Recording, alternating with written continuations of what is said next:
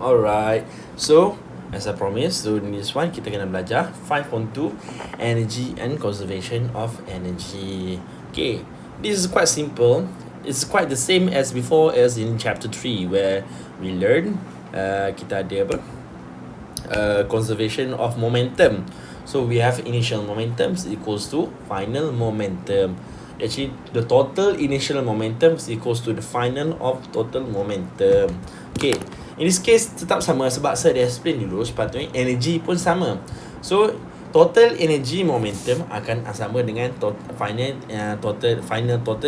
energy moment energy of the energy. So initial total energy dengan final ni, ini awak kena faham. Ni adalah konsep bukan formula.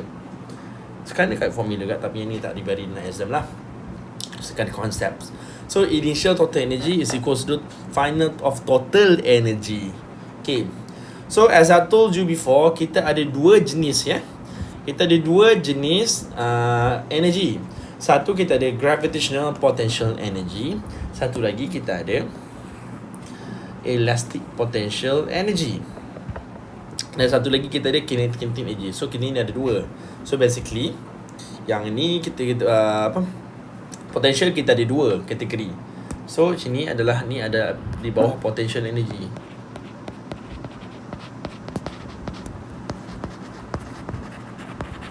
While this one adalah kinetic energy. Potential energy juga.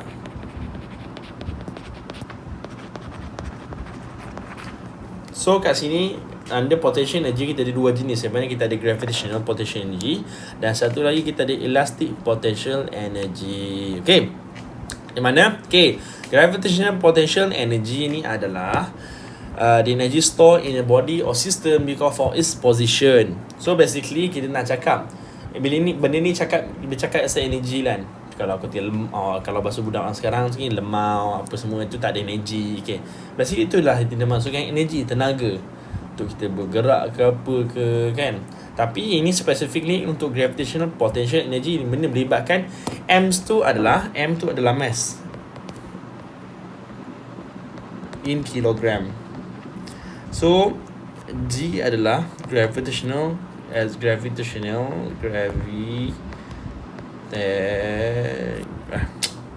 tulis ni. Sekejap Okay,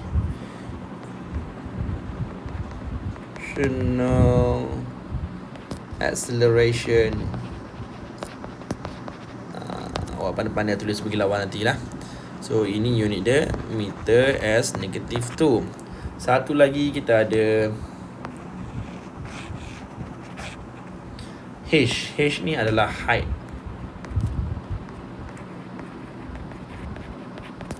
In meter. So unit untuk energy adalah sentiasa joules. Okay, ini dalam chapter ni everything semua work done dalam joules, energy pun dalam joules juga formula dia. Okay, tapi kalau awak nak buat dalam kg, m² s negatif tu pun sama juga, ini boleh jadi tapi ini untuk unit energy. Okay, right. So di mana benda ni memainkan peranan di mana bila sesuatu kita ada mass.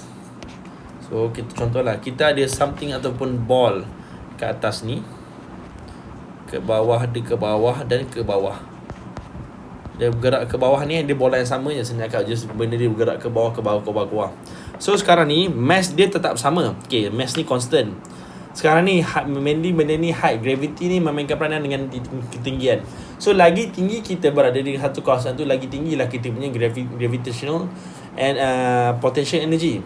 So lagi tinggilah nilai gravity pun kat situ. Sepatutnya dia tarik lagi kuat, so lagi laju lah kita jatuh. Macam tu lah dia masukkan dia masuk gravitational potential energy. So sepatutnya kat sini masa at position paling atas ni adalah maksimum lah. So contohlah sini time ni 100 joules. So makin dia jatuh, bila dia jatuh, tinggi dia makin berkurang. Jadi bila tinggi makin berkurang, jadi potential energy kita pun berkurang. So sini contoh tinggal 80 joules, ni sampailah 60 joules. Sampai dekat ground, dia berhenti, dia stop terus kan. Jadi kita punya ni dah jadi 0 joules. Okay, boleh fahamnya itu? Masalah. Okay, Jadi di mana kita contohlah itu adalah gravitational acceleration lah, potential energy. Okay. And then elastic potential energy ni adalah benda yang paling senang konsep yang biasa masuk dalam exam pun adalah konsep spring. Di mana kita ada spring ni kan. So contohlah kita ada terbalik lah. So kita ada spring like this attach satu plane kan.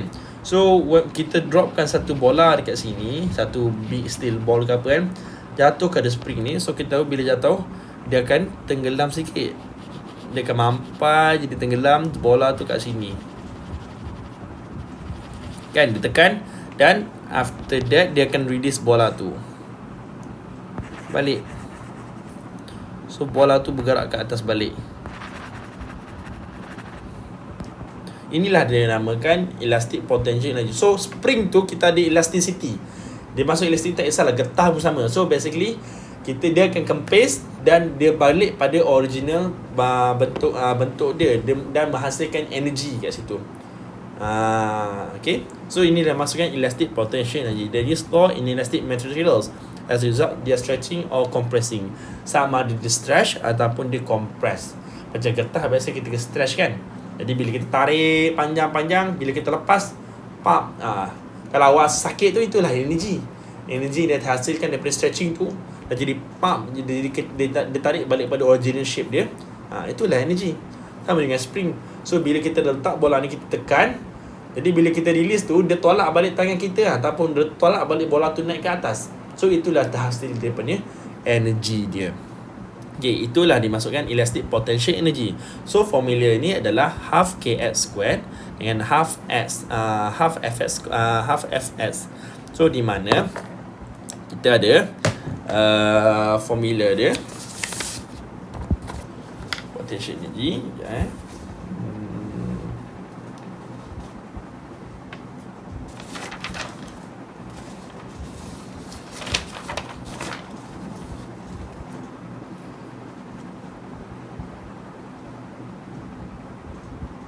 So X ni adalah elongation. X ni stand for elongation. Ini saya lukis balik kan, padam.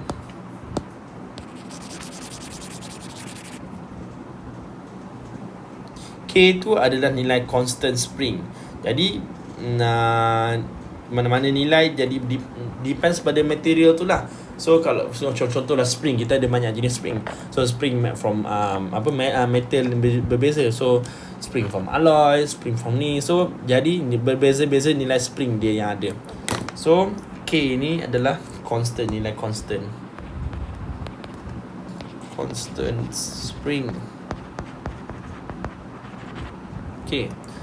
Jadi di situ X ni adalah elongation. Elongation ni bermaksud, okay, kita nak tahu jarak dia daripada dia compress sampai dia daripada ni. Contoh tadi kan, ini paling masa dia besar kan. Then masa dia compress, ada bola kat sini. Jadi kita nak tahu jarak daripada sini ke sini. Inilah adalah S, elongation maksudnya. Jadi contohlah kalau kita ni macam ni, kita compress. Kalau dia memanjang, jadi kita nak tahu daripada kita getah ni getah kan. So kita tarik dia sampai jadi panjang macam ni. Sekejap, tebal lah macam tu. Dan bila kita tarik jadi dia panjang macam ni. So kita nak tahu inilah daripada original panjang dia sampailah dia punya final ni. So kita nak difference dia. So ini adalah kita punya elongation X nilai dia. So kita nak panjang kat situ berapa cm, berapa meter, kita nak tahu kat situ. Fs ni tu lah, dia nak force of stretch, inilah force sajalah, F force. So elongation dia lah meter Okay. So unit tetap untuk energy tetap sama juga, joules. Okay. Kat atas ni. Alright. And then kita nak tengok sekarang ni pada kinetic energy. So kinetic energy ni senang sajalah. So kinetic energy basically anything yang ada mass dan ada velocity, kita akan ada kinetic energy. Ada pergerakan, ada kinetic energy. Tapi mesti benda tu ada mass lah. Tapi biasalah benda bergerak semua ada mass. So impossible lah, sangat impossible tiba benda yang bergerak tapi tak ada mass. Angin pun sebenarnya ada mass tapi sangat-sangat-sangatlah kecil. So actually semua benda ada mass, cuma berat dia sangatlah kecil-kecil. Even elektron, proton pun kita boleh tahu dia ada molecular mass. Tetap ada mass. Jadi basically kita nak cakap benda yang ada velocity akan ada kinetic energy. So M tu stand for mass lah. M for mass. V is equals to for velocity. Okay. So sekarang ni contoh lah saya nak terangkan dari segi konsep conservation of energy ni. So contoh lah kan kita ada bola kat sini. So kita dropkan bola ni pada sini. So kita ada at point A, at point B,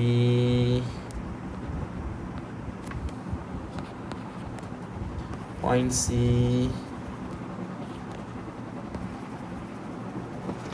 point D, point E, and then kita ada ground. Okay, ni basically kita release the ball from the itulah. So dia bergerak ke bawah, ke bawah, ke bawah, ke bawah. Okay, sekarang ni kita tahu at point A dia ada maximum apa? Kita ada maximum U. Okay, sekarang ni kita untuk gravitational potential energy kita simbolkan U So sini kat awan apa ni untuk elastic US. Untuk gravitational energy kita sini sana UG lah. So kinetic energy tetap K lah. Okay, alright. So kita ada UG kat sini which is, let's say lah ni contohnya dah 100 joules. Kinetic kita ada tak? Tak ada. So kinetic energy kita ada kinetic energy satu lagi, di mana dia masa ni dia bola ni tak bergerak lagi. At point A ni bola tak bergerak lagi. So kita letak dia kosong joules.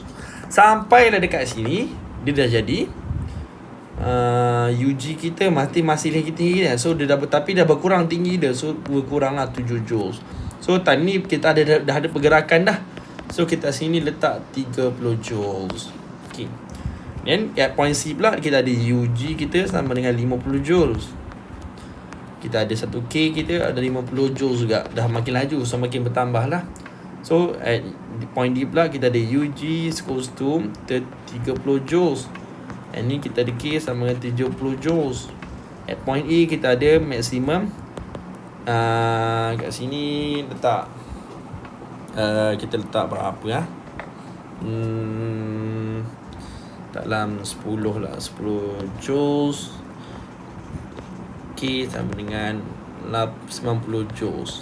Okay, ini ada masukkan conservation of energy. Bila dia cakap initial adalah equal, total initial akan sama dengan total final. So apa yang awak tengok persamaan ni dekat sini adalah semua ni awak equal awak dapat 100 joule at every point. Total energy dia 100 joule. Ini pun 100 joules. Ini pun 100 joules. Okay.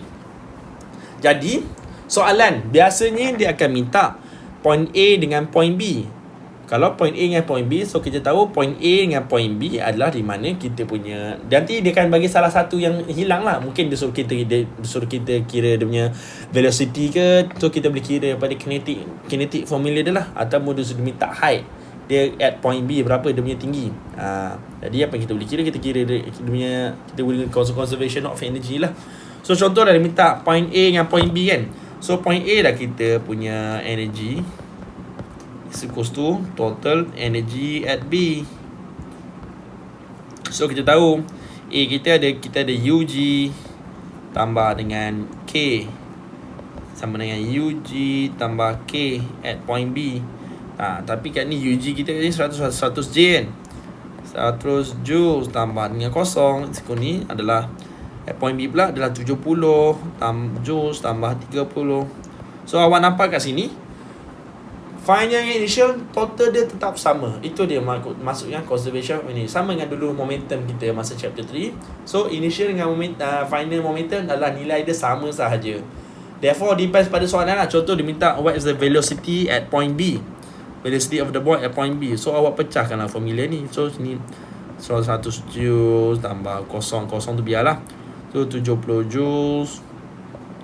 Contoh lah kan, contoh dia tak bagi dia punya dia tak bagi nilai ni lah. Kita tak tahu berapa nilai apa dekat final ni. So apa kita tahu, kita buka lah formula dia. Half mass contoh dia bagi 20 kg. So V squared. So boleh lah kita selesaikan, dapat cari dia punya velocity. Lalu soalan macam ni je. Dia tak semestinya final adalah A to E. Ikutlah dia nak point position dekat mana. Dia tak sebut lah point A, C. Mungkin dia cakap lah, okay, at this height from original at this height, at final position ataupun the next position, dia minta dekat C. Itu contoh lah. Itu yang dimasukkan dengan ni conservation of energy. Okay. Jadi macam tu lah soalan, jawapan dia. Awak kena selalu mungkin soalan dia kena minta height. So kalau height, yang lain dia kena bagilah, dia kena bagi velocity. So awak kena cari dia punya kinetic dulu apa semua. Dan masukkan formula untuk UG ni. UG kita tahu is equals to mgh. Biasanya gravitational tetap lah 9.81. Ini G ni jangan masukkan negatif sebab kita dah memang ke bawah kat sini energy kita. Okay. Alright. Tapi nanti kita akan buat contoh supaya awak lebih faham lah macam mana contoh-contoh dia. Okay. Alright. Itu sahaja. Thank you.